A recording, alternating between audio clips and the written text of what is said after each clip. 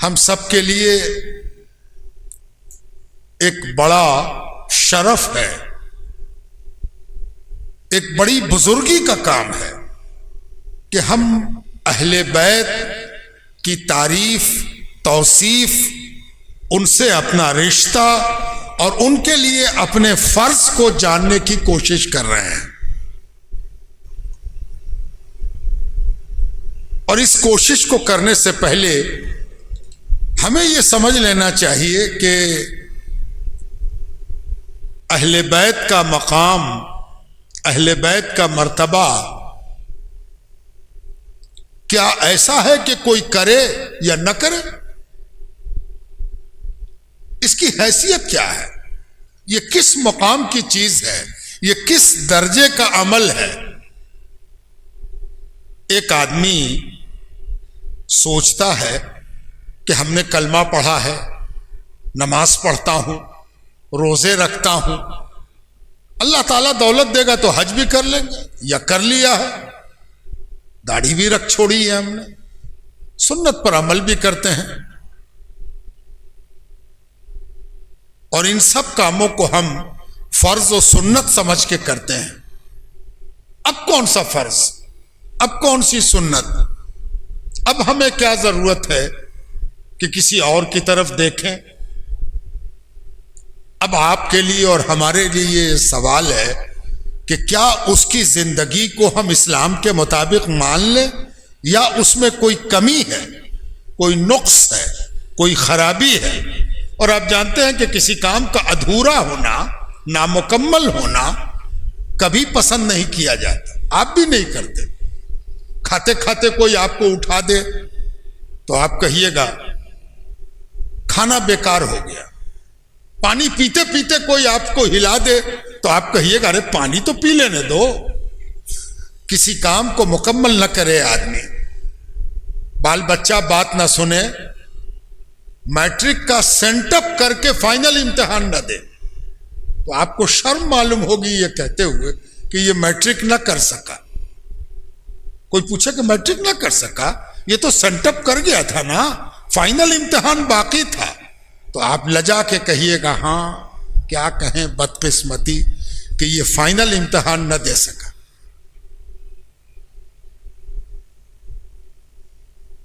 اہل بیت کیا ہے اور اہل بیت سے شریعت کا رشتہ کیا ہے؟ اہل بیت سے قرآن و سنت کا رشتہ کیا ہے؟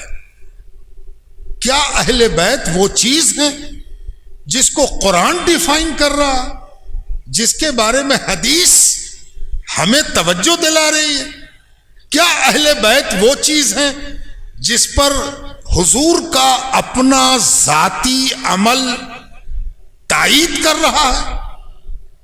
یہ ایک سوالات ہیں، اور جب تک ہم اہل بیت کو قاعدے سے نہ سمجھ لیں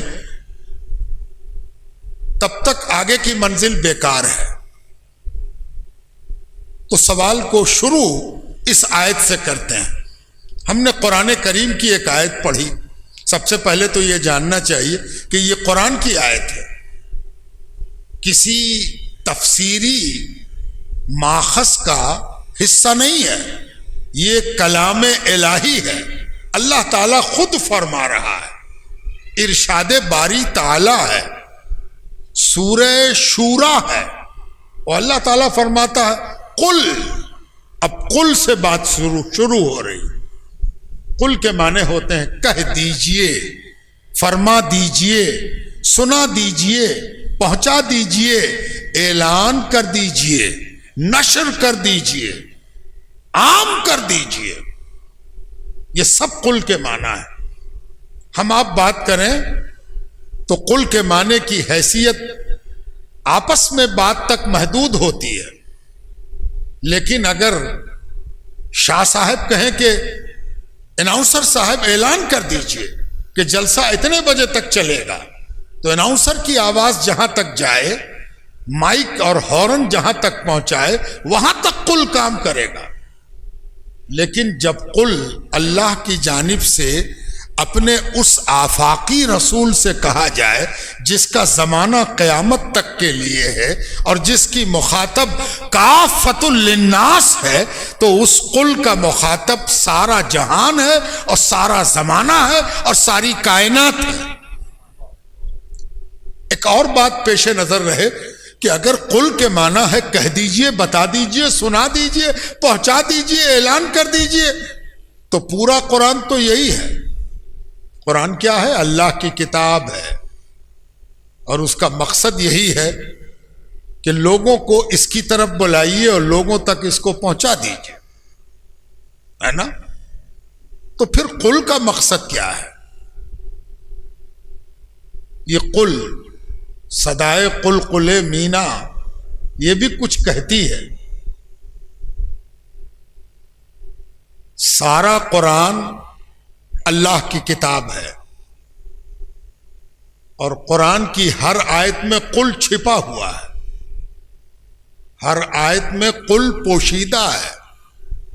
جب کوئی آیت نازل ہوتی ہے تو اس کے پیچھے انڈرسٹوڈ ہے، سمجھا ہوا ہے کہ اللہ تبارک و تعالیٰ جب آیت نازل کر رہا ہے تو اس کا حکم پہلے قل آ گیا ہے، تب یہ کہا گیا ہے۔ اچھا، تو قل سب میں ہے، تو یہاں ظاہر کرنے کی ضرورت کیا تھی؟ تو توجہ چاہتا ہوں، ظاہر اس لیے کیا گیا کہ قل تو سب میں ہے، لیکن جس میں قل ظاہر ہے اس پر اسپیشل اٹینشن چاہیے۔ ٹھیک سے ہوشیار ہو جاؤ۔ اچھا، قرآن میں کئی قسم کے اٹینشن کرنے کے، ہوشیار کرنے کے طریقے اللہ رب العزت نے ادبی لسانی انداز میں اختیار کیے ہیں۔ ایک طریقہ قرآن کا ہے کہ قرآن کہتا الا الا ان اولیاء اللہ لا خوف علیہم ولا هم یحزنون۔ یہ جو الف لام الف ہے الا، یہ دراصل یہ ہے کہ ہوشیار ہو جاؤ، آگاہ ہو جاؤ، اٹینشن ہو جاؤ، ساودھان ہو جاؤ۔ ایک دوسرا طریقہ یہ ہے کہ قل، ذرا رکیے گا، جہاں الا کہا گیا وہاں امت کو آگاہ کرنا مقصود ہے، اور جہاں قل کہا گیا وہاں رسول اور رسول کی امت دونوں کو اٹینشن کرنا مقصود ہے۔ لوگ آئے اور کہا کہ آپ کہتے ہیں اللہ پر ایمان لاؤ، تو بتائیے اللہ کی ذات کیسی ہے، اس کی صفات کیا ہے؟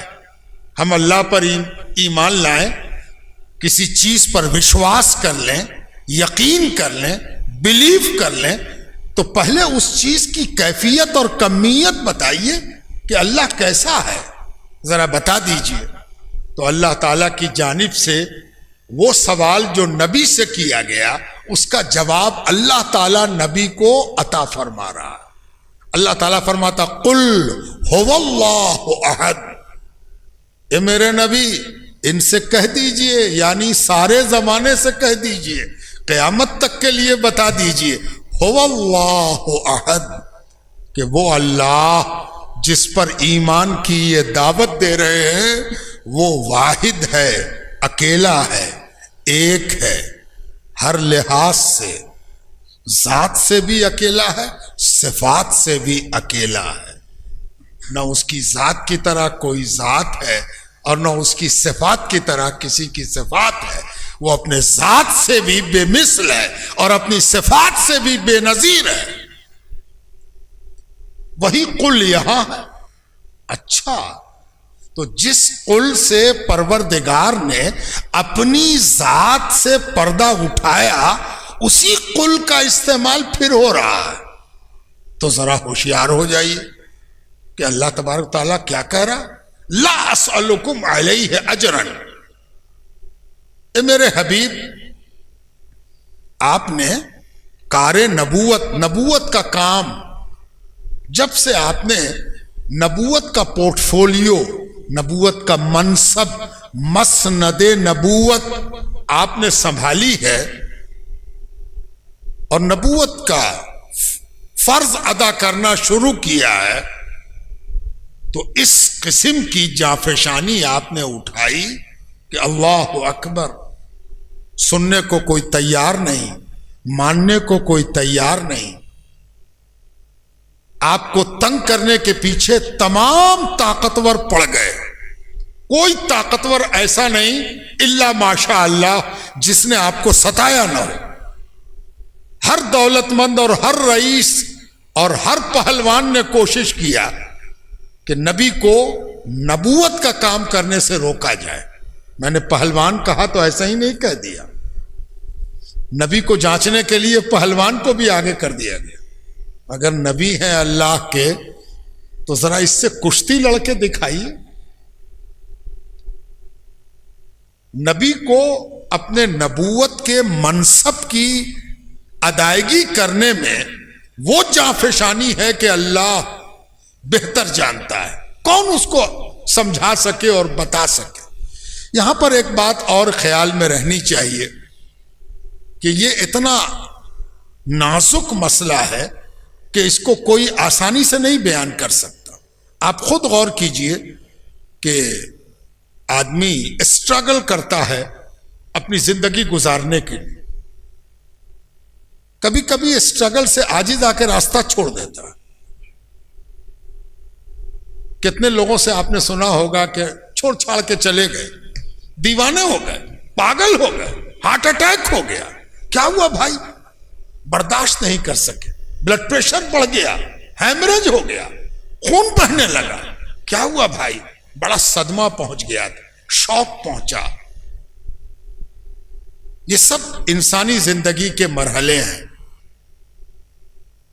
اور ذرا سا اپنے نبی، اپنے آقا، اپنے مولا، اپنے سید، اپنے سردار کے بارے میں ذرا غور کیجئے کہ اس کی کیفیت کی ایک مثال میں آپ کو دیتا ہوں کہ ایک طرف اللہ تعالیٰ فرماتا ہے کہ تم سچے ہو اور سچ پہنچانے کے لیے بھیجے گئے ہو، اور دوسری طرف سامنے کا انسان اس کو جھٹلاتا ہے. آپ اس کا اندازہ نہیں کر سکتے ہیں کہ اس ذات پاک کو کیسا ماحول مل رہا ہے، کس انداز سے حضور صلی اللہ علیہ وآلہ وسلم اپنے فرض منصبی کو ادا کر رہے ہیں.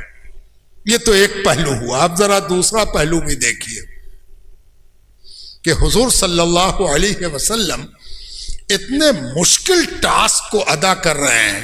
اتنا مشکل کام ہے کہ باپ دادا کا جو طریقہ ہے، سلیقہ سیکھ کے بیٹھے ہوئے ہیں. باپ ایسے کرتے تھے، دادا ایسے کرتے تھے، اس سے نبی نکال کے باہر لا رہے ہیں. آسان نہیں ہے. ہر کو اپنے ماں باپ سے ایک فطری محبت ہوتی ہے، ایک تعلق ہوتا ہے. ابا یہ کرتے تھے، یہ ابا کا ہے، ابا کا ہے تو میرا ہے، تو مکان ابا کا ہے تو میرا ہے، توشک ابا کی ہے تو میری ہے، تو یہ ابا کا انداز ہے تو میرا ہے، یہ ابا کا ٹریڈیشن ہے تو میرا ہے. اس سے نکال کے باہر لانا ہے اور اس کو صحیح طریقے پر چلانا ہے. اندازہ کیجئے کہ نبی کی خدمت کس قدر نازک اور کس قدر اہم ہے. اب ایک تیسری خدمت بھی جان لیجیے. قرآن نے اس کو بیان کیا ہے. قرآن کہتا کنتم علی شفا حفرۃ من النار. جانتے ہو تم کہاں تھے؟ تم امت کہاں تھی معلوم ہے؟ آگ کے گڑھے پر. آگ کا ایک بہت بڑا گڑھا ہے، جہنم. جہنم پر دنیا اس طرح کھڑی ہے. میں آج کے سائنسی ترقی کا فائدہ اٹھاتا ہوں.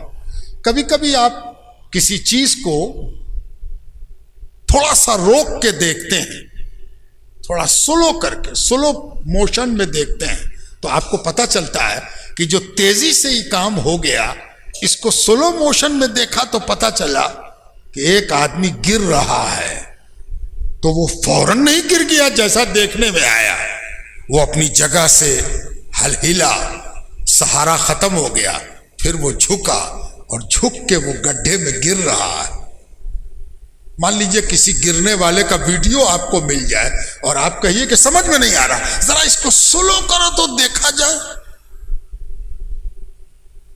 بلا تشبیہ و تمثیل قرآن ہمیں یہ کہہ رہا ہے کہ یہ نبی ہیں، اگر یہ نہ ہوتے تو تم گڑھے میں آگ کے گر ہی گئے تھے، یہ تو وہ ہیں جو تم کو کمر سے پکڑ کے باہر کھینچ رہے ہیں۔ ذرا نبوت اور آپ کا نبوت سے رشتہ، امت کا نبی سے رشتہ، امت کا نبی سے تعلق۔ ایسے تو نبی ہیں، ہم کلمہ پڑھ رہے ہیں، بہت اچھی بات ہے، ہمارے نبی اللہم صلی علی محمد وعلی آل محمد، لیکن ذرا جائزہ تو لو کہ اس نبی نے تمہارے ساتھ کیا کیا ہے۔ قرآن کہتا کمر سے پکڑ کے تم کو باہر کھینچنے والے کا نام نبی ہے۔ یہ میں نے کیوں اتنے شیڈز اور اتنی چھٹا آپ کو کیوں دکھائی؟ اس لیے کہ قل کے بعد جو بات کہی جا رہی ہے وہ نبی کی خدمت کے حوالے سے کہی جا رہی ہے، نبی کے کار نبوت کے حوالے سے کہی جا رہی کہ نبی نے جو خدمت انجام دی۔ مجھے یاد آ گئی ایک بات اور کہ یہ سب تو وہ ہے جو میں نے بیان کیا جس کا تعلق عہد جہالت سے ایمان کی طرف آتے ہوئے مومن کا ہے۔ اب مومن کیا ہے، مومن پر کتنا احسان ہے، اس کا ایک اندازہ جب مکے سے ہجرت کر کے ایک قافلہ حبشہ گیا۔ حبشہ آپ کو معلوم ہے کہ مکے میں جب ستانے والوں کی ستائش، ستانے والوں کا قہر جبر حد سے بڑھ گیا تو مسلمان دین چھوڑنے کو تو تیار نہیں تھے، وطن چھوڑنے کو تیار ہو گئے۔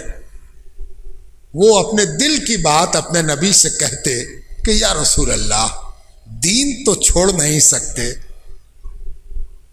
اگر اجازت ہو جاتی تو ہم کہیں دوسری جگہ چلے جاتے تاکہ دین کو بچا سکیں اور ان کے ظلم سے بچ سکیں۔ کسی نے یہ بھی کہا کہ یا رسول اللہ ظلم برداشت تو کرتے ہیں لیکن ڈر لگتا ہے کہ کہیں یہ ظلم ہمارے ایمان کے سلسلے میں ہم کو کمزور نہ کر دے۔ تو یا رسول اللہ اجازت دیتے تو ہم لوگ کہیں چلے جاتے، چھوڑ دیتے مکے کو۔ حضور رکے رہو، شاید اللہ تعالیٰ کوئی اشارہ فرمائے۔ ایک بار حضور نے اشارہ کیا کہ ہاں ایسا کرو، حبشہ عرب کا ایک مضافاتی ملک حبشہ چلے جاؤ۔ ان لوگوں نے سمجھ لیا کہ نبی نور نبوت سے بتا رہے ہیں، حبشہ چلے جاتے ہیں۔ ایک ایک کر کے جانا بھی نہیں تھا نا، ظالم چاہتا تھا کہ بھاگے نہیں، ظلم سہے، یہیں سہے، بھاگنا نہیں ہے۔ عجیب ٹینڈنسی تھی، عجیب ستانے کی پرورتی تھی، ستاتا بھی تھا اور بھاگنے بھی نہیں دیتا تھا۔ اس ظالم کے بارے میں سوچئے جو کمرے میں بند کر کے مارے اور کمرے میں تالا لگا دے کہ جس کو مارا جا رہا ہے وہ باہر نہ جائے، آپ کیا کہیں گے اس کو؟ آپ تصور کر سکتے ہیں؟ مکے کے لوگوں کو ظلم کے ساتھ ساتھ مکہ چھوڑنے کی اجازت نہیں دی گئی، نہیں چھوڑنا ہے مکہ، تو کیسے جائیں؟ ایک ایک کر کے گئے، بہانہ کر کے گئے۔ جانور چرانے جا رہے ہیں، کچھ سامان لانا ہے اس کے لیے جا رہے ہیں، ایسے کر کے ایک ایک دو آدمی گئے۔ کہاں گئے؟ حبشہ۔ بات چھپتی نہیں ہے، مکے کے لوگ تجارت کرنے کے لیے جاتے ہی تھے۔ مکے کے لوگوں کو پتہ چلا کہ وہ غائب ہے، وہ جو مسلمان ہوا تھا وہ غائب ہے، وہ کہاں گیا ہوگا؟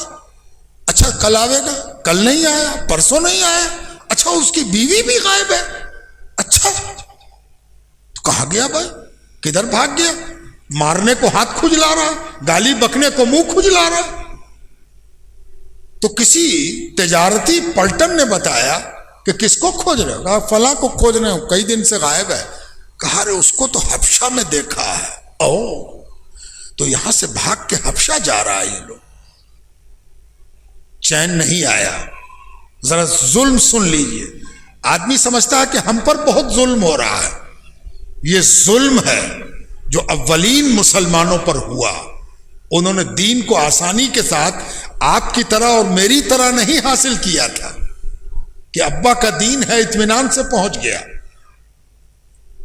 بڑی جانفشانی کے ساتھ یہاں سے ایک آدمی بھیج دیا گیا، بڑا تیز ترار آدمی، کہ جاؤ کچھ تحفہ بھی لیتے جاؤ، حبشہ کے بادشاہ کو تحفہ دینا اور اس سے کہنا کہ کچھ لوگ بھاگ کے مکہ سے آ گئے ہیں، ہم ان کو پکڑ کے واپس لے جانا چاہتے ہیں، حوالے کر دیجئے تاکہ لے جائیں۔ حبشہ کا بادشاہ، اس کا نام بھی سیرت کی کتابوں میں نجاشی۔ مکے سے آدمی پہنچ گئے، بڑے زبردست آدمی، سرداروں میں سے ایک، بولنے میں بڑے فراٹے دار بولنے والے، اور پہنچ کے تحفہ وفا بادشاہ کو دیا۔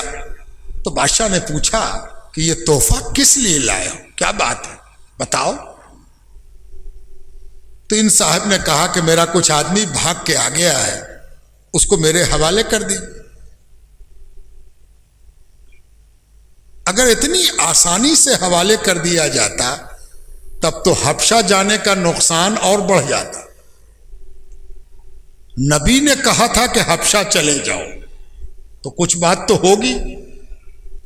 نبی سے بڑا خیر خواہ اس روئے زمین پر امت کا ہو نہیں سکتا۔ نبی کا ایک معنی ہی ہے وہ جسے اللہ اپنی امت کی خیر خواہی کے لیے بھیجتا ہے، خیر خواہ۔ جب نبی نے حبشہ بھیجا ہے تو کوئی راز ہوگا۔ وہ راز کھلا کہ بادشاہ نے جب پوچھا کہ تم اتنا تحفہ لے کے کیوں آئے ہو، تو اس نے کہا کہ ہم تو مکے سے بھاگے ہوئے لوگوں کو واپس لے جانے کے لیے آئے ہیں۔ بڑی آسانی سے بادشاہ کہہ سکتا تھا پکڑو، کون کون ہے لے جاؤ سب کو پکڑ کے، تحفہ رکھو جی، تحفہ آ گیا ہے، قیمتی تحفہ ہے، رکھو اس کو۔ لیکن بادشاہ نے الگ رخ اختیار کیا اور بادشاہ نے کہا کہ اچھا آپ کا کچھ آدمی بھاگ آیا ہے، تو چونکہ بھاگ کے وہ میری حکومت میں آ گیا ہے اس لیے وہ تو اب میری شرن میں ہے۔ جب تک ہم اس کی سن نہیں لیں گے، آپ کہہ رہے ہیں کہ بھاگ کے آیا ہے، ذرا اس سے بھی پوچھ لیں کہ تم کیسے آئے ہو، تب حوالے کریں۔ یہ حضور پاک علیہ السلام کے حبشہ بھیجنے کا کارن کھلنے لگا۔ بادشاہ نے کھوجوایا کون کون لوگ مکہ سے آیا ہوا ہے، بازار میں مزدوری کر رہا ہے، بزنس کر رہا ہے، لاؤ بلا بلا کے سب کو بلا کے لایا گیا۔ چند لوگ تھے آ گئے۔ بادشاہ نے پوچھا آپ لوگ مکہ سے ہو؟ کہا ہاں حضور ہم لوگ مکہ سے ہیں۔ پوچھا کہ تم میں سے بات کون کرے گا؟ سب نے مل کے ایک کو آگے کیا، یہ سب صحابی ہیں، حضور کے سب صحابہ ہیں۔ ایک کو آگے کیا، ان کا نام ہے جعفر ابن ابی طالب رضی اللہ تعالی عنہ، حضرت علی کے بڑے بھائی ہیں، وہ بھی حبشہ گئے تھے ہجرت کر کے، جعفر کو آگے کیا۔ حضور ہم مکہ سے آئے ہیں۔ کہا یہ لوگ مکہ والے آئے ہوئے ہیں اور کہتے ہیں کہ تم ان کے بھگوڑے ہو، لے جانا چاہتے ہیں تم کو، تمہیں کچھ کہنا ہے اپنی صفائی میں تو بولو۔ اب حضرت جعفر کو موقع ملا، بس اتنا ہی سا سنانا، پورا واقعہ نہیں۔ حضرت جعفر نے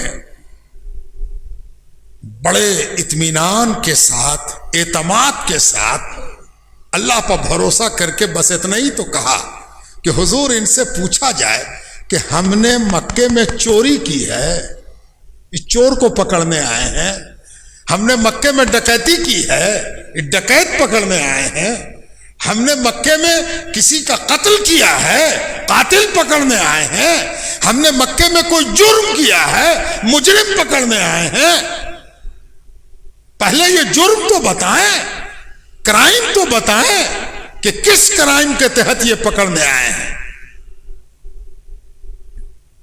یہ ایسا آرگومنٹ تھا کہ مکے کے سردار کے پیشانی پر پسینہ آ گیا اور بادشاہ ان کی بات فوراً مان گیا. اور وہ گھوما، اس نے کہا کہ اے سردار مکہ، ان کو جو بھگوڑا کہہ رہے ہو تو ان کا جرم بھی بیان کرو، ان کا قصور بیان کرو کہ یہ کس لیے ان کو تم لے جانا چاہتے ہو. بس اتنے پر تو پسینہ آ گیا کہ ہم نے جو کہا تو بادشاہ نے نہ سنا، اور انہوں نے جو کہا تو بادشاہ نے سن لیا. ہم نے کہا کہ حوالے کیجئے، بادشاہ نے کہا ان کو سنیں گے. اور جب سنا تو انہوں نے کہا کہ میرا جرم کیا ہے پوچھئے، تو ان کے کہنے پر پوچھنے لگا بادشاہ. یہ تو بڑی پسینے والی بات، پسینہ آ گیا. تو سردار نے کہا دراصل ان کا قصور یہ ہے کہ ہمارے یہاں ایک شخص نے نبوت کا دعویٰ کیا ہے، نبی ہونے کا دعویٰ کیا ہے، اور ان لوگوں کا قصور یہ ہے کہ اس کے کہنے پر انہوں نے باپ دادا کا دین چھوڑ کر اس کا دین اختیار کر لیا. اب بات یہاں تک پہنچی. اب آپ کو سمجھنا ہے کہ وہ دین کیا ہے نا. اب بادشاہ نے ادھر سے پھر منہ گھمایا. اچھا تو تم لوگوں نے ایک نیا دین اختیار کر لیا ہے، ذرا نئے دین کو سمجھاؤ تو. ہاں کیا موقع ملا ہے تبلیغ و دعوت کا دربار میں. دیکھ رہے ہیں آپ دین پہنچانے کا موقع اللہ تعالیٰ کیسے عطا فرما رہا ہے. یہ 1000 بار چاہتے کہ دربار میں پہنچ کے بادشاہ کو اسلام سنا دیں، بتا دیں، سمجھا دیں، پہنچا دیں، ناممکن تھا.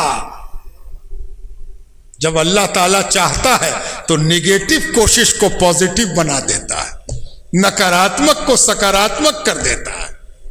پوچھا کیا ہے نیا دین سناؤ. موقع ملا. 2 جملے میں صرف سناتا ہوں حضور کی نبوت کی خدمت سمجھانے کے لیے. اتنے دور ہم لائے آپ. 2 جملے. پہلا جملہ کہا حضور بادشاہ سلامت، حبشہ کے بادشاہ نجاشی، ہم لوگ مردار کھاتے تھے، مرا ہوا جانور کھاتے تھے، گندا. میرے نبی نے حلال کھانا سکھایا. پہلی چیز غذا. گندا سندا مرا کچلا پھینکا. آج بھی گوشت بنانے والے کا احسان ماننا چاہیے دنیا کو کہ جب گوشت بنانے والا اسلامی طریقے سے بناتا ہے تو ہر اس چیز کو نکالتا جاتا ہے جس کا کھانا انسان کے لیے درست نہیں ہے. اور یہ کس نے سکھایا؟ اسلام نے سکھایا کہ کیا کیا چیزیں اس میں ایسی ہیں. حرام مغز ہے، ایسی چیز ہے جس کو نکالتے جانا، ہٹاتے جانا ہے.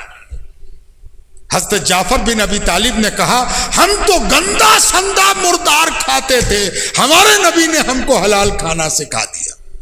اور دوسرا جملہ بڑا خوبصورت فرمایا، ہم اس سماج سے آئے ہیں جس سماج میں بڑی مچھلی چھوٹی مچھلیوں کو کھا جاتی تھی. ہم اس سماج سے آئے ہیں جہاں بڑی مچھلی چھوٹی مچھلیوں کو کھا جاتی تھی. یہ ہمارا نبی ہے جو چھوٹی مچھلیوں کو بھی جینے کا حوصلہ بخش رہا.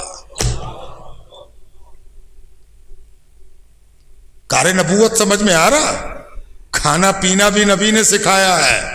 پاکیزہ کھانا، صحت مند کھانا، عمدہ کھانا، اعلیٰ کھانا نبی نے سکھایا ہے. اور ایگزسٹنس، وجود، یہ جو آپ موجود ہو اور عزت کے ساتھ، عزت نفس کے ساتھ، ایگو کے ساتھ،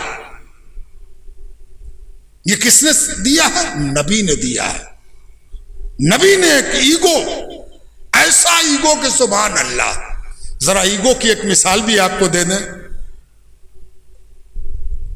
یہ دنیا فطری اعتبار سے اس انداز پر چل رہی ہے کہ ہر بھیانک چیز اور ڈراؤنی چیز سے ڈر جاتی ہے. جہاں بڑی چیز دیکھا، طاقت دیکھا، شکتی دیکھا، نت مستک ہو گئے. ارے باپ، بہت بڑا ہے، بہت مہان ہے، نت مستک ہو گئے. اسلام نے وہ ایگو دیا کہ جب سورج نکلا اور لگا کہ یہ بہت بڑا ہے، تو اسلام کا ایگو سکھاتا ہے کہ اس کی طرف نظر کرو اور اس سے کہو اللہ ربی و ربک، اللہ میرا بھی رب ہے اور تیرا بھی رب ہے. سمندر کے کنارے کھڑے ہو اور کہو اللہ ربی و ربک، اے سمندر تو بہت بڑا ہے لیکن سن، اللہ میرا بھی رب ہے اور تیرا بھی رب. پہاڑ کے سامنے کھڑے ہو جاؤ اور کہو اللہ ربی و ربک، اے ہمالیہ تو بہت بڑا ہوگا لیکن تو سن لے کہ اللہ میرا بھی رب ہے اور اے ہمالیہ تیرا بھی رب ہے. یہ ایگو دینے والا نبی ہے. بزرگوں، دوستوں اور عزیزوں، کئی رات گزر جائے اور کار نبوت کو بیان کرنا تمام نہ ہو. لا اسألکم علیہ اجرا، اے میرے نبی، اے میرے حبیب، اے میرے محبوب، آپ اعلان کر دیجئے، آپ کہہ دیجئے کہ ہم نے نبی کی حیثیت سے تمہاری جو خراش تراش کی ہے، تم کیا تھے؟ کوئلے کے کھدان میں پڑے ہوئے ہیرے تھے، لیکن تم کو ساری دنیا کوئلہ سمجھتی تھی. اس کو میں نے تراشا ہے، اس کو میں نے سنوارا ہے، اس کی کٹنگ ہم نے ایسی کی ہے کہ آج دنیا دیکھ کے دنگ ہے کہ اس مکے میں جہاں کبھی کسی ملک کو کسی نے کبھی جیتا نہیں، اس ملک میں ایسے ایسے سپہ سالار کہاں سے پیدا ہو گئے. لا اسألکم علیہ اجرا، ان ساری خدمات کے باوجود ہم تم سے کوئی بدلہ نہیں چاہتے، کوئی اجر نہیں چاہتے، کوئی ریمونریشن نہیں چاہتے، کوئی مزدوری نہیں چاہتے، کوئی تمغہ نہیں چاہتے، کچھ نہیں چاہیے ہم کو. اس کو سمجھنے کے لیے ایک واقعہ بھی. ایک روز آپ کے چچا جناب ابو طالب کی خدمت میں مکے کے سردار پہنچے. ذرا تھکے تھکے سے تھے. تھکنے کی وجہ یہ تھی کہ وہ تمام کوشش کر چکے تھے کہ نبی اپنا کام چھوڑ دیں، اسلام کا دفتر بند ہو جائے، لوگ اسلام سے برگشتہ ہو جائیں، لیکن کامیابی نہیں ملی تھی. تو آج مکے کے سردار کے پاس سب چھوٹے سردار آئے تھے. کیا کہنے کہ سردار ذرا ایک ہم لوگ ایک سمجھوتا چاہتے ہیں، ایک شکل ہے، آفر لے کے آئے ہیں. وہ آفر یہ ہے کہ اپنے بھتیجے محمد سے صلی اللہ علیہ وآلہ وسلم سے آپ بات کیجئے کہ آخر وہ کیا چاہتا ہے، اس کو چاہیے کیا، اس کا مقصود کیا ہے، اس کا مطلوب کیا ہے.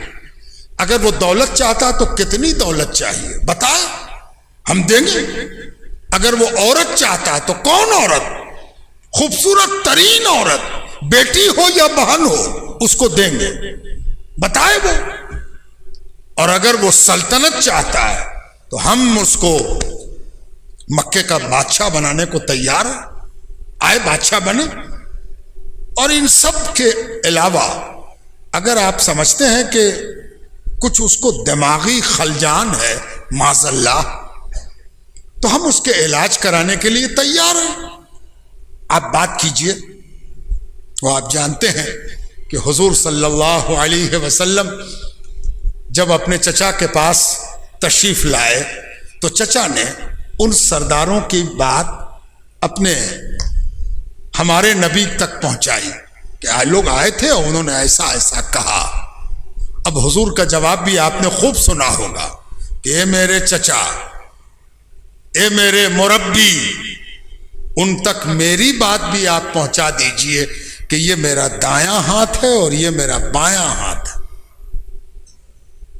عورت، دولت، حکومت کی بات تو وہ کر گئے آپ سے، اس دائیں ہاتھ پر اگر وہ سورج لا کے رکھ دیں اور اس بائیں ہاتھ پر چاند لا کے رکھ دیں تب بھی یہ محمد اپنی ذمہ داریوں سے ہٹنے والا نہیں ہے صلی اللہ علیہ وآلہ وسلم۔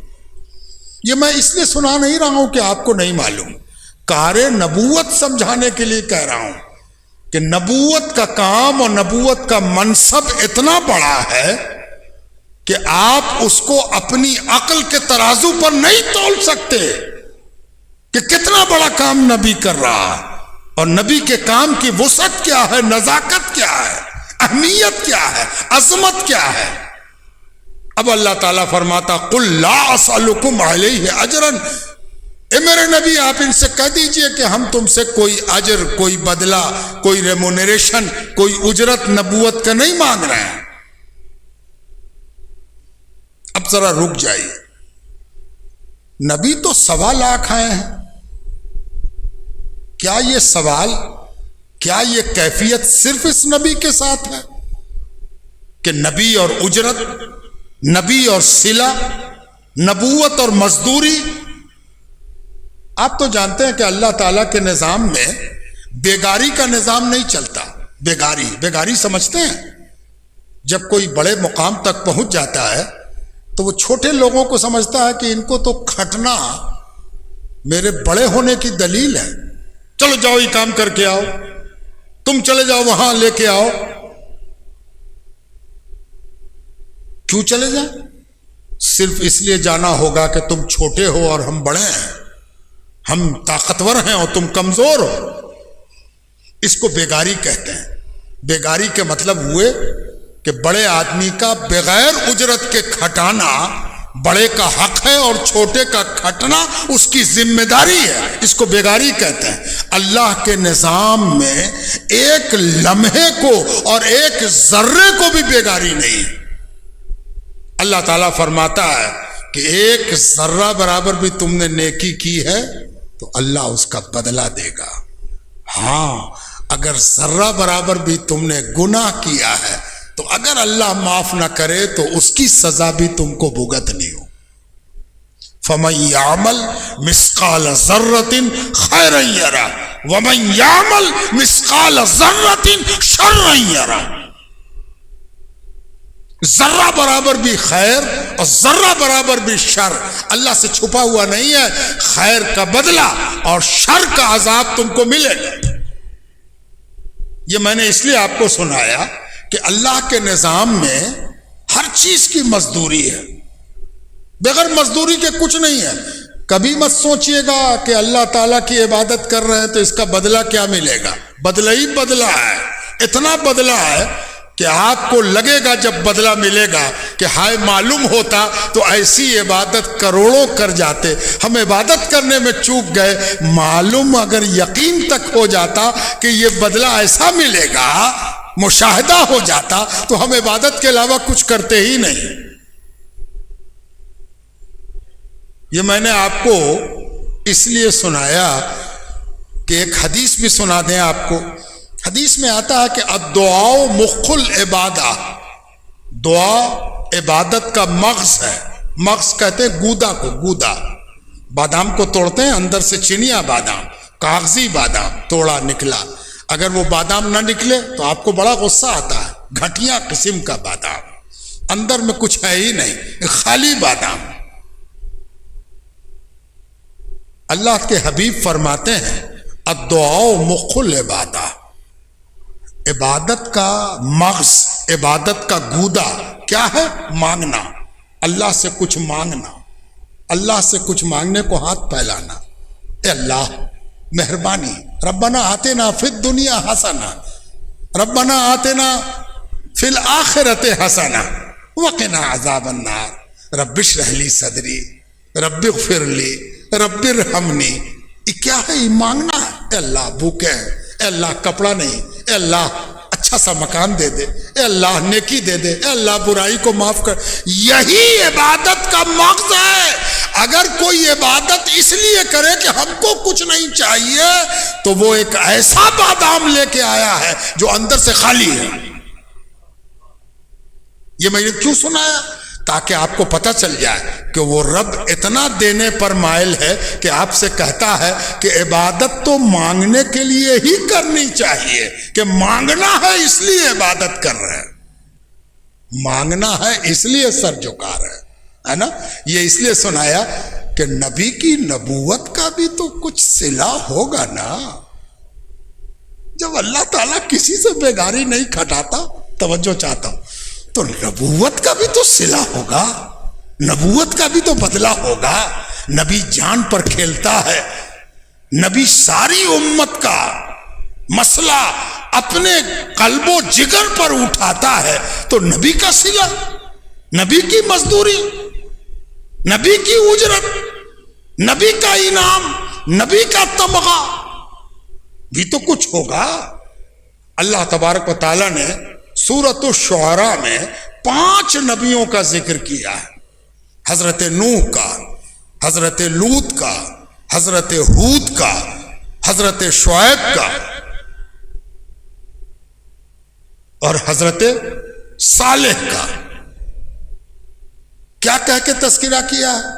ان سارے نبیوں کی اجرت کی بات ہوئی ہے، اور خوبصورت بات یہ ہے کہ ان 5 نبیوں کے ساتھ اللہ تعالیٰ فرماتا ہے کہ ان کا اجر کس کے پاس ہے؟ تم لوگوں کے پاس نہیں کہ تم سے لیا جائے، اور نہ تمہاری اوقات ہے کہ تم دے سکو۔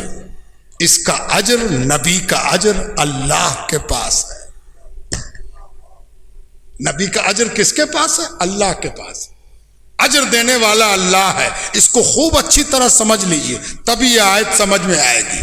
ہم اس آیت کو سمجھانے کی کوشش میں اتنی باؤنڈری باندھ رہے ہیں کہ جتنے نبیوں کا ذکر قرآن میں اجر کے، بدلے کے، انعام کے، اجرت کے حوالے سے اللہ تعالیٰ نے کیا، سب کی اجرت اور اجر اللہ تعالیٰ فرماتا ہے کہ اے میرے نبی، اپنی امت سے کہہ دو کہ تم نبوت کا صلہ نہیں دے سکتے ہو، اس کا صلہ اللہ کے پاس ہے، الا علی اللہ، اللہ کے پاس ہے، وہی اس کا اجر دے گا۔ یہی اتنی سی بات ہے تو یہ آیت کیوں پڑھا؟ جی نہیں، اس آیت میں تفرد ہے، صرف ایک نبی، واحد نبی، اکیلا نبی، وہ نبی آخر الزمان، وہ سید کل، وہ عالم علم اولین و آخرین، وہ صلی اللہ علیہ وسلم۔ اس کے لیے جب اجر کی بات آئی تو اللہ تعالیٰ کہتا اے میرے نبی آپ کہہ دیجئے، کیا کہہ دیجئے؟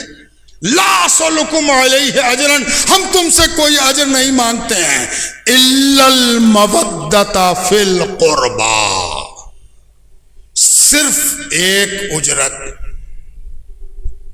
کہ تم میرے اہل بیت سے مودت کرو۔ میرے ابھی آپ تقریر سن رہے تھے، ہمارے پتہ نہیں کون تقریر کر رہے تھے، مائک سے آواز آ رہی تھی محبت اور مودت، اکیلا نبی کہ جس کے بارے میں اللہ تعالیٰ نے فرمایا الا المودۃ فی القربى۔ اے میرے نبی آپ کہہ دیجئے، ان کو کہیے کہ اگر یہ نبوت کی اجرت پر ان کی توجہ ہے تو سنیں، اجر نبوت تو اللہ ہی دیتا ہے، اجر نبوت کی راہ میں اگر چند قدم چلنا چاہتے ہیں تو میرے قریب والے، میرے قربا، میرے اہل بیت، میری اطرت، میرے اولاد سے محبت کریں، مودت کریں۔ اب ذرا رک جائیے، ایک چیز تو آپ نے سمجھی کہ سارے نبیوں کے لیے اجر اللہ کے حوالے ہے، اور حضور کے اجر میں ایک صورت اللہ تعالیٰ نے پیدا کی ہے کہ اگر تم چاہتے ہو نبی کے اجر کے سلسلے میں چند قدم چلنا تو حضور کی اولاد سے محبت کرو، تو اس میں نبوت منفرد ہے حضور صلی اللہ علیہ وآلہ وسلم کی۔ اب ایک اور بات سنیے کہ کسی نبی کی اولاد کو اجر نبوت کے حوالے سے یاد نہیں کیا گیا سوائے حضور کی اولاد کے، سوائے حضور کی اولاد کے۔ کسی نبی کی ہر نبی کو اولاد اللہ تعالیٰ نے عطا فرمایا. اللہ تبارک تعالیٰ نے ان کی دعائیں قبول فرمائی. رب ہب لی من لدنک ذریۃ طیبہ، رب لا تذرنی فردا وانت خیر الوارثین، اور اولاد والا بنا دیا. لیکن اولاد تو عطا فرمایا، اولاد میں نبوت بھی عطا فرمائی، لیکن کسی نبی کی اولاد کو اس نبی کی نبوت کے کار نبوت کے لیے اجر بنا کر پیش نہیں کیا. یہاں کہا الا المودۃ فی القربى، میرے نبی کی اولاد سے مودت. اب آگے بڑھنے سے پہلے ذرا اس آیت کے شان نزول کو بھی دیکھ لیں، ورنہ ایک دن آپ سے ایک آدمی ملے گا اور کہے گا تم لوگ کیا معنی نکالتے ہو؟ ارے یہ سورت جس میں یہ آیت آئی ہے یہ تو مکے میں نازل ہوئی، مکی سورت ہے. اور یہ بھی جان لیجئے کہ قرآن کی سورت کو نزول کے اعتبار سے دو حصے میں بانٹتے ہیں، مکیہ سورت اور مدنیہ سورت. اس کو کیسے پہچانیں گے یا اس کے لیے لینڈ مارک کیا ہے؟ بہت آسان سا اصول ہے، مفسرین کا بنایا ہوا اصول بالاتفاق. ہجرت نشان ہے. ہجرت سے پہلے جتنی سورتیں نازل ہوئیں سب مکیہ ہیں، اور ہجرت کے بعد جتنی سورتیں نازل ہوئیں وہ سب مدنیہ ہیں، چاہے مکے میں ہی کیوں نہ نازل ہوئی ہوں. اس سے پتہ چلا کہ سورتوں کے مکیہ اور مدنیہ ہونے میں حضور کے مکی اور حضور کے مدنی ہونے کا اعتبار ہے. حضور مکی ہے تو سورتیں مکیہ ہیں، حضور مدنی ہو گئے تو سورتیں مدنیہ ہیں. اب سوال یہ ہے کہ اگر آپ سے کوئی یہ بتائے کہ یہ سورۃ الشورى مکیہ ہے تو مکے میں نازل ہوئی ہے، کیا مطلب؟ مکے میں نازل ہوئی تو کیا ہوا؟ جی وہ کہے گا کہ مکے میں تو حضور کی اولاد امام حسن تھے نہیں، امام حسین تھے نہیں، اور آیت تو مکے میں نازل ہوئی. تو اس آیت میں مودۃ فی القربى میں امام حسن امام حسین کیسے شامل ہوں گے؟ ایک بڑا اصولی سوال اس نے پیدا کر دیا. اور آپ کو جاننا ہے جلسہ صرف آہ واہ کی چیز نہیں ہے، جلسہ اوپن اسکول ہے، اوپن یونیورسٹی ہے. اس قسم کی مجالس، اس میں آدمی کامل ہو کے اٹھتا ہے، پختہ ہو کے. صحبت بہترین ذریعہ ہے حصول علم کا. تو اس کو سیکھنا کہ اچھا تو مکے میں نازل ہوئی. جی اب آپ کو یہ جاننا ہے کہ قرآن کی سورت اور قرآن کی آیات کے نزول میں دو باتیں پیش نظر رہنی چاہیے. کبھی کبھی جو سورت مکے میں نازل ہوئی اس میں بعض آیتیں مدینے میں نازل ہوئی. سورت پوری مکے میں نازل ہوئی، چند آیت مدینے میں نازل ہوئی.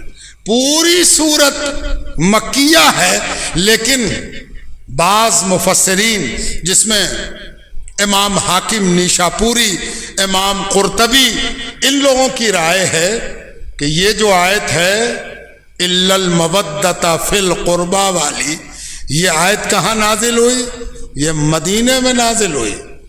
سورت مکیہ ہے، آیت مدنیہ ہے. اب ایک دوسری صورت بھی جان لیجیے، بعض دفعہ ایک ہی آیت کئی بار نازل ہوئی ہے. ایک بار مکے میں نازل ہو گئی، پھر مدینے میں نازل ہوئی، تو جب دوبارہ نازل ہوگی تو اس کا مقصود نئے نزول کے مطابق ہوگا. اسی لیے اس آیت کے سلسلے میں اکثر جید مفسرین کی یہ رائے ہے کہ یہ آیت مدنیہ ہے، مدینے میں نازل ہوئی، اور اس لیے اس کے مخاطب وہ سب ہیں، مولا علی، سیدہ فاطمہ زہرا، سیدنا امام حسن اور سیدنا امام حسین. یہ چاروں القربا سے مراد ہیں۔ اب 2-3 تفسیری آرا بھی سنا دیں آپ۔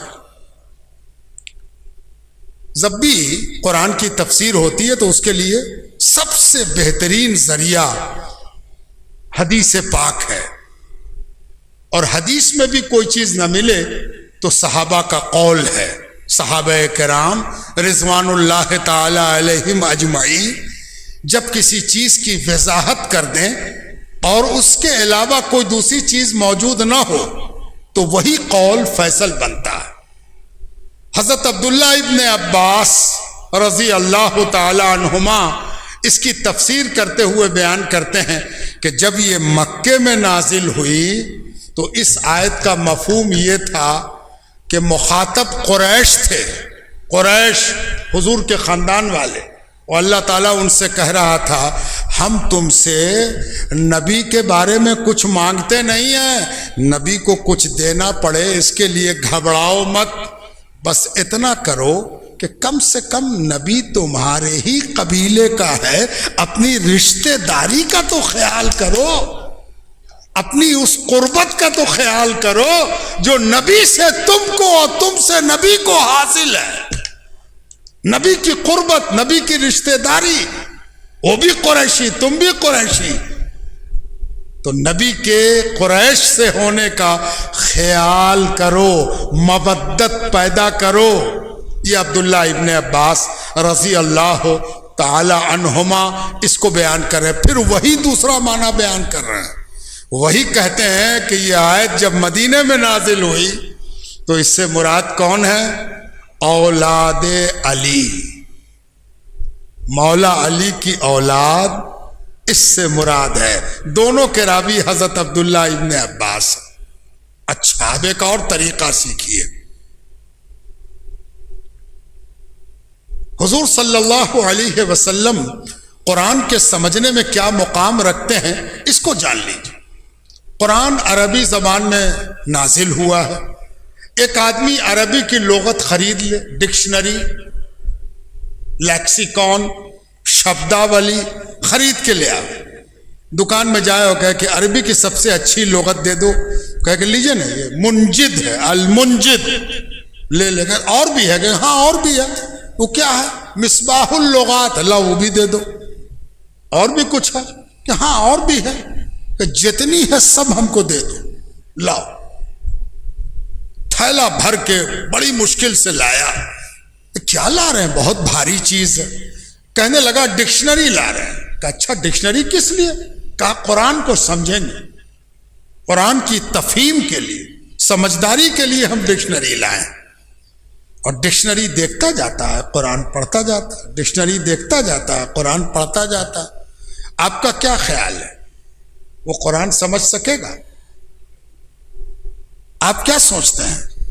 کیا اس کی قرآن فہمی درست ہوگی؟ قرآن فہمی صحیح ہوگی؟ اگر آپ کہتے ہیں کہ نہیں تو آپ بتائیے کہ قرآن کو سمجھنے کے لیے کون سا ٹول ہوگا، ذریعہ ہوگا، واسطہ ہوگا، وسیلہ ہوگا، کیسے ہم قرآن کو سمجھیں؟ قرآن کیا چاہتا ہے؟ اللہ سبحانہ تعالیٰ کیا چاہتا ہے؟ حضور پر جب یہ قرآن نازل ہوا تو اس قرآن کا مقصود کیا ہے، مطلوب کیا ہے، کیسے سیکھیں گے؟ یاد رکھیے قرآن جس ڈکشنری سے سمجھا جاتا ہے اس کا نام ہے محمد الرسول اللہ صلی اللہ علیہ وآلہ وسلم۔ جب بھی قرآن کو سمجھنا ہو ادھر قرآن پڑھیے، ادھر رسول کی طرف دیکھیے۔ جو معنی سرکار دو عالم نے بتا دیا، پہنچا دیا، کر کے دکھا دیا، وہی معنی ہے، دوسرا کوئی معنی نہیں، اصلی معنی وہی ہے۔ تو اب سوال یہ اٹھتا ہے کہ حضور صلی اللہ علیہ وسلم نے کچھ فرمایا ہے، کچھ کر کے دکھایا ہے، کون سی آیت کو سمجھنا ہے؟ الا المودۃ فی القربى۔ تو حضور کا عمل سب دیکھنا شروع کیجئے۔ حدیث میں آتا ہے کہ ایک روز حضور صلی اللہ علیہ وآلہ وسلم نے اپنی چادر جو اسے آپ نے اوڑھ رکھا تھا چادر اوڑھے رہتے تھے، آپ کو معلوم ہے، کالی کملیا ہے نا، وہ کالی کمبل حضور صلی اللہ علیہ وسلم کی، اللہ تعالیٰ فرماتا یا ایھا المزمل یا ایھا المدثر، آپ کا چادر اوڑھے رہنا، کمبل اوڑھے رہنا آپ کی وہ صفت ہے کہ اللہ تعالیٰ آپ کو اسی صفت سے یاد فرماتا ہے۔ تو یہ جو چادر اوڑھے رہتے تھے، اس چادر کے اوڑھے ہوئے ایک روز عجیب واقعہ ہوا۔ سیدنا امام حسن دوڑے ہوئے آئے، حضور نے ان کو بلایا، بلا کے چادر کے اندر ایک زانو۔ امام حسین دوڑے ہوئے آئے، ان کو بھی بلایا، امام حسین دوڑے ہوئے آئے، ان کو دوسرے زانو، چادر برابر۔ سیدہ فاطمہ زہرا آ گئی، کہا آؤ فاطمہ ادھر آ گئی، فاطمہ کو بھی چادر میں لے لیا۔ اتنے میں سیدنا علی ابن ابی طالب بھی آ گئے، حضور نے اشارہ کیا علی تم بھی آ جاؤ، علی پیٹھ کے طرف آ گئے اور چادر میں سب کو چھپا لیا۔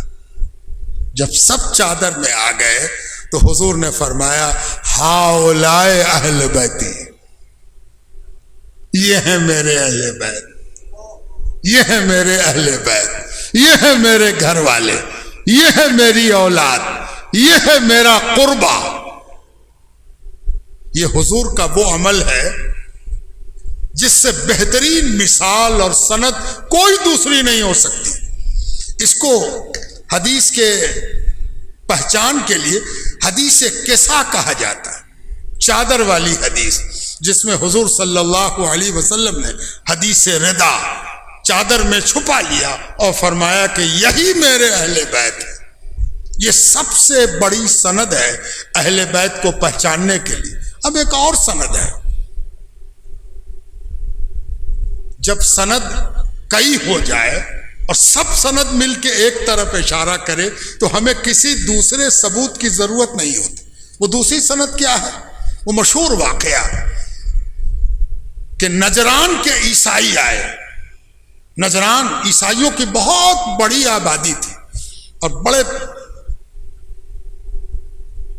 گرو گھنٹال عیسائی وہاں رہتے تھے، زبردست قسم کے۔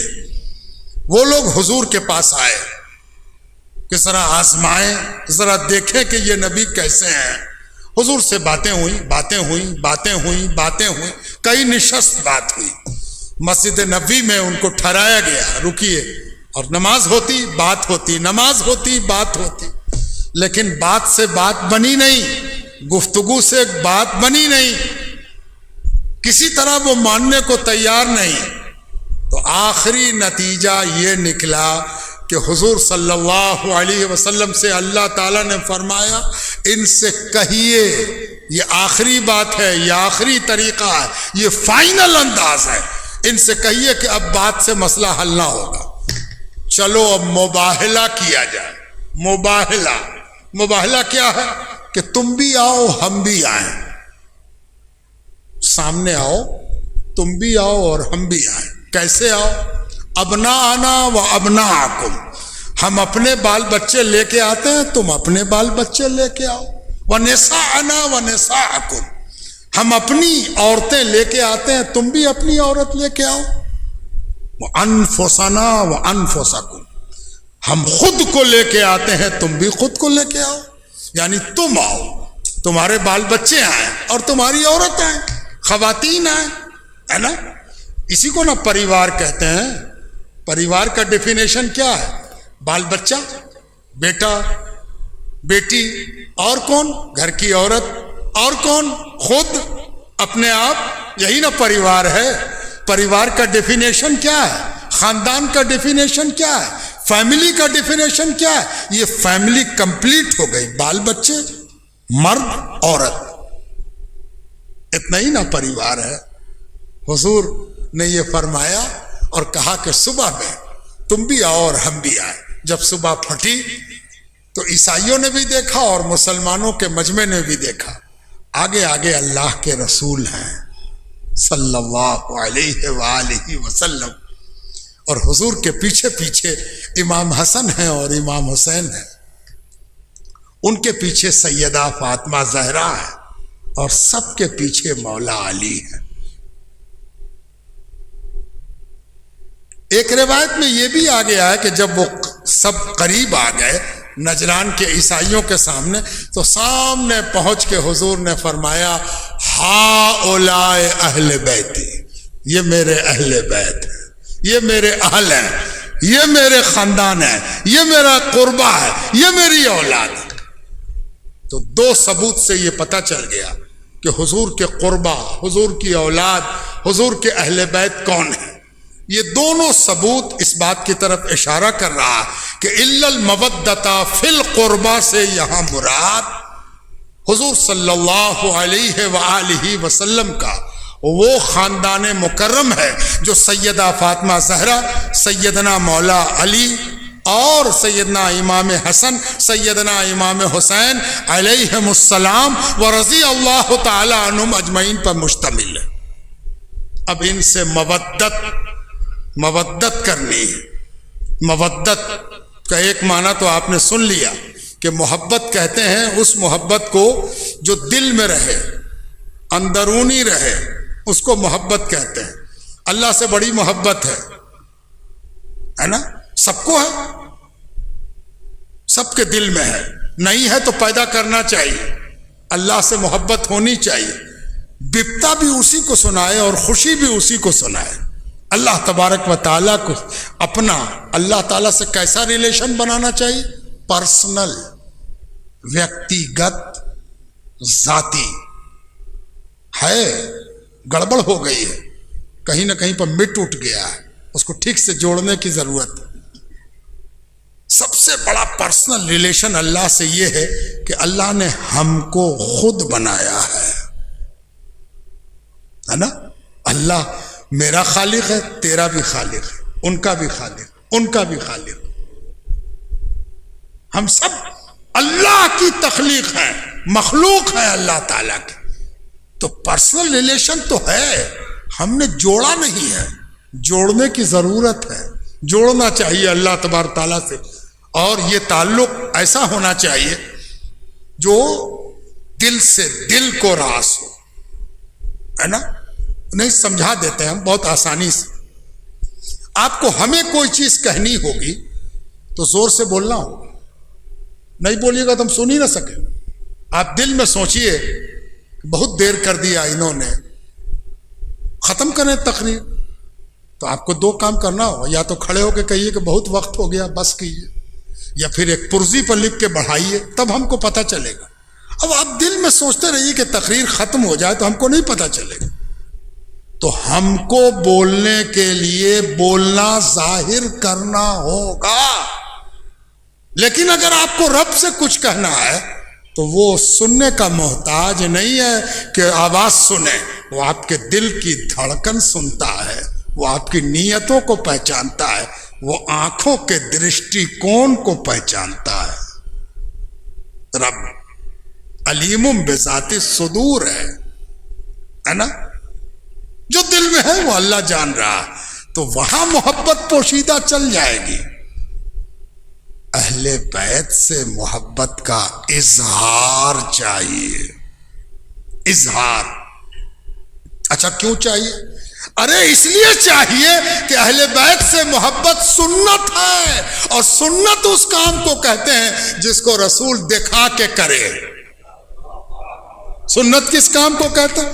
کوئی کام حضور چپ چاپ سے کرتے تھے، کسی نے دیکھا ہی نہیں، تو وہ سنت ہوئی۔ وہ کون سنت ہے؟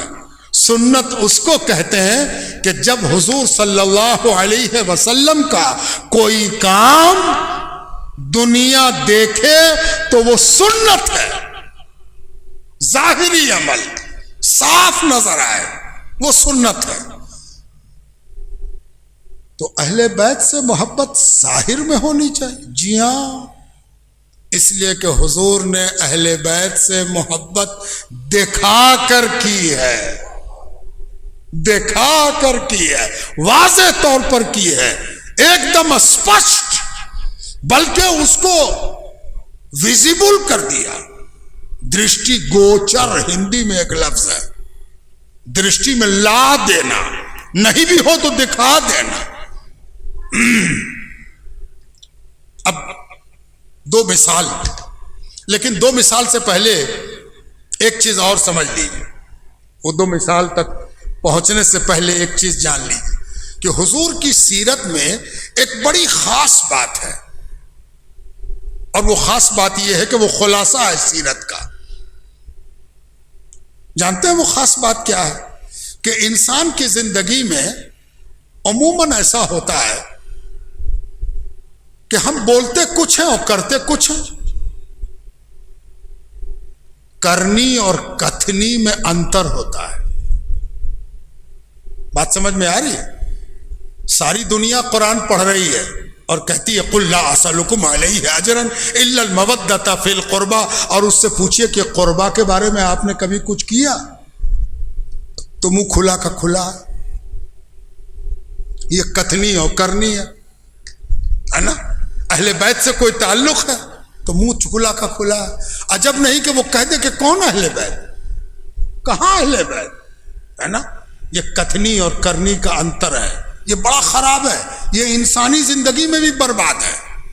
اگر کسی آدمی کو آپ یہی آزما لیجئے کہ بولتا کچھ ہے کرتا کچھ ہے، تو آپ اس سے کنائف کیجئے گا، ہٹو بھائی جھوٹا ہے، فالتو ہے، یہ بولتا کچھ ہے اور کرتا کچھ ہے، اس کی کرنی کچھ ہے کتھنی کچھ ہے۔ ہمارے نبی کی سیرت کا کمال یہ ہے کہ اگر نبی کوئی نظریہ دیتے ہیں، نظریہ کہتے ہیں فلسفی کو، اصول، اگر کوئی اصول دیتے ہیں تو نظیر بھی خود دیتے ہیں، یعنی نظریہ اور نظیر، فلسفہ اور عمل دونوں دینے والے کا نام محمد الرسول اللہ صلی اللہ علیہ وآلہ وسلم ہے۔ اگر حضور نے یہ کہا کہ یہ حسن اور حسین جنت کے پھول ہیں، اگر حضور نے یہ کہا کہ یہ جنت کے پھول ہیں، ہما ریحانتان، یہ دونوں پھول ہیں، تو یہ تو نظریہ ہوا، اصول ہوا، فلسفی ہوئی، خبر ہوئی۔ اب نظیر چاہیے، تو حدیث بتاتی ہے کہ ایک روز حضور صلی اللہ علیہ وسلم کو دیکھا، ایک صحابی نے کیا دیکھا کہ حضور امام حسن کو سونگھ رہے ہیں، توجہ رہے، نظریہ اور نظیر اگر کہا کہ پھول ہے تو سونگ کے بھی ثابت کر دیا کہ پھول ہے، اور فما ہما ریحانتان، ارے یہ دونوں جنت کے پھول ہیں تو پھول کو تو سونگا ہی جاتا ہے۔ بزرگوں، دوستوں اور عزیزوں، حضور نے فرمایا کہ یہ دونوں کون ہیں؟ سیدہ شباب اہل الجنہ، یہ دونوں جنت کے جوانوں کے سردار ہیں، جنت کے جوانوں کے سردار ہیں۔ نظریہ بغیر نظیر کے تو رسول بات نہیں کرتے، یہ ممکن نہیں ہے کہ نبی نظریہ دے اور نظیر نہ دے۔ تو نظیر جس کو دیکھنا ہو، اس نے دیکھا کہ حضور صلی اللہ علیہ وسلم خطبہ دے رہے ہیں، خطبہ سمجھتے ہیں نا؟ یہ نبی کے خطبے کا ادب ہے جو آج تک ممبر کو نصیب ہے، صدقے میں سرکار دو عالم کے، کہ آج میرے جیسا گنہگار بھی اگر ممبر پر چڑھ جاتا ہے تو شریعت اس کو ادب بتاتی ہے کہ ایک کنکر بھی ادھر سے ادھر نہ کرو، سانج جامد بیٹھو، اٹینشن رہو، خبردار کوئی کام نہیں کرنا ہے۔ ارے یہ تیرا ادب ہے، وہ نبی کا ادب ہے، وہ نبی کا ممبر ہے اور نبی کا ادب ہے نا؟ وہ نبی خطبہ دے رہے ہیں اور حجرے سے داہنی طرف حجرہ ہے سرکار دو عالم کا، ایسے ممبر ہے اور ایسے حجرہ ہے، اور ممبر اور حجرے کے درمیان جو جگہ ہے وہ جنت کی کیاری ہے۔ ایک بار ہم سے کسی نے پوچھا کہ اس کو جنت کی کیاری کیوں کہتے ہیں؟ تو ہم نے کہا کہ اس لیے کہ یہ راستہ ہے جنت ملنے کے سبب کا، اور جنت کے سردار اور جنت کی خواتین کے سردار کی آنے جانے کا راستہ ہے، تو راستہ بھلا جنت کے لیے ہو اور راستہ جنت نہ ہو، یہ کیسے ممکن؟ سیدنا امام حسن اور سیدنا امام حسن روایتوں میں دونوں کا نام آگے پیچھے آتا ہے کہ کبھی یہ کبھی وہ آ رہے ہیں ڈگمگاتے ہوئے. کم عمر ہے، 3 سال 4 سال عمر رہی ہوگی، 2 سال عمر رہی، گر بھی رہے ہیں، اٹھ بھی رہے ہیں، چلے آ رہے ہیں. حضور صلی اللہ علیہ وسلم خطبہ دے رہے ہیں، خطبہ روک دیا، ممبر سے اتر گئے، اتر کر آگے بڑھے اور اٹھا لیا، اور اٹھا کر 2 روایتیں ہیں. میں 2 روایتوں کو اس طرح سمجھاتا ہوں کہ دونوں روایتیں صحیح ہیں. کبھی حضور نے سامنے بیٹھا لیا اور کبھی اپنے ساتھ ممبر پر رکھ لیا. بزرگوں، دوستوں اور عزیزوں، دنیا کو اس طرح نہیں رکھا جا سکتا. یہ جنت کے جوانوں کے سردار ہیں، اس لیے ان کو اٹھا لینے میں کوئی حکم شریعت گڑبڑ نہیں ہوا. اٹھا کے رکھ لیا اور خطبہ دے رہے ہیں. تو میں نے آپ سے کہا نظریہ اور نظیر دونوں یہاں موجود ہیں. اب چلتے چلتے آپ سے 1-2 بات اور کہہ دیں، آخری وقت ہے، اور وہ یہ کہ آسان نہیں ہے یہ محبت کرنا. اگر سب لوگ محبت کرتے اور سب لوگ مودت میں گرفتار ہوتے تو کیا بات تھی. یہاں تو عالم یہ ہے کہ نام لینا بھی گناہ ہے. نام لیا نہیں کہ گنہگار ہو گئے. ایک دور گزرا ہے کہ اہل بیت کا نام لینا بھی گناہ اور سزا کا باعث تھا. نام لیا نہیں کہ آپ گنہگار ہو گئے. یہ سیاسی دور ایسا دور تھا کہ شک ہو جائے کہ یہ اہل بیت سے محبت کرتا ہے کیا، اس کے ہاں علی کا نام لیا جاتا ہے، اس کے ہاں امام حسن کا نام لیا جاتا، تب تو یہ زندہ رہنے کے لائق نہیں، اس کو مار ڈالو. بڑے بڑوں کے ساتھ یہی ہوا. میں آپ کو ایک واقعہ سنا کر بات ختم کر دیتا ہوں. افسوس کے وقت ختم ہوا، باتیں بہت تھیں کرنے کے لیے آپ سے. ایک بڑے مشہور بزرگ ہیں آپ کے اسی یو پی میں کچھوچا میں، مخدوم اشرف جہانگیر سمنانی قدس سرہ العزیز، بہت بڑے بزرگ. ان کی بڑی مشہور ملفوظات کی کتاب ہے لطائف اشرفی. اس کی 23ویں باب میں 23واں باب 23rd باب میں ایک واقعہ ہے کہ حضرت ایک بار بہار سے بنگال سے لوٹتے ہوئے یو پی میں داخل ہو رہے ہیں. یو پی میں داخل ہوئے تو اعظم گڑھ کے قریب ایک جگہ ہے محمد آباد گوہنا، نام سنا ہوگا آپ نے، اسٹیشن بھی ہے محمد آباد. محمد آباد گوہنا آئے تو حضرت کا وہاں قیام ہو گیا، رک گئے. علماء کو پتہ چلا کہ ایک بڑے بزرگ ہیں، سمنان کے رہنے والے ہیں. آج کل کوئی ایران چلا جائے تو اس پر لوگوں کو پریشانی ہے، اور جو خود ایرانی بزرگ ہیں ان سے کیا ہوگا بھائی؟ وہ تو ایران سے تشریف لائے، سمنان سے آئے، وہ تو ایران سے آئے ہیں. تو علماء ملنے آئے. سنتے ہیں کہ علماء کو معلوم ہوا کہ بڑے بزرگ ہیں، سید زادے ہیں، اللہ والے ہیں، تو ملنے آئے. علماء آ کے بیٹھ گئے. مخدوم اشرف جہانگیر سمنانی سے بات چیت ہوتی رہی. بات چیت نکل آئی تو بات چیت میں خلفائے راشدین کا ذکر نکل آیا. خلفائے راشدین یعنی سیدنا ابو بکر صدیق، سیدنا عمر فاروق، سیدنا عثمان غنی، مولا علی کرم اللہ تعالی وجہہ، سیدنا امام حسن رضی اللہ تعالی عنہم اجمعین کا ذکر نکل آیا. حضرت نے گفتگو فرمائی، سب نے کہا ماشاءاللہ سبحان اللہ، بہت اچھی گفتگو ہوئی. تو حضرت نے فرمایا میں نے اس موضوع پر ایک کتاب بھی لکھی ہے، میں نے اس موضوع پر ایک کتاب بھی لکھی ہے، خلفائے راشدین، اہل بیت، ان پر میں نے ایک کتاب بھی لکھی. علماء نے کہا حضور وہ کتاب ہم لوگ دیکھنا چاہتے ہیں.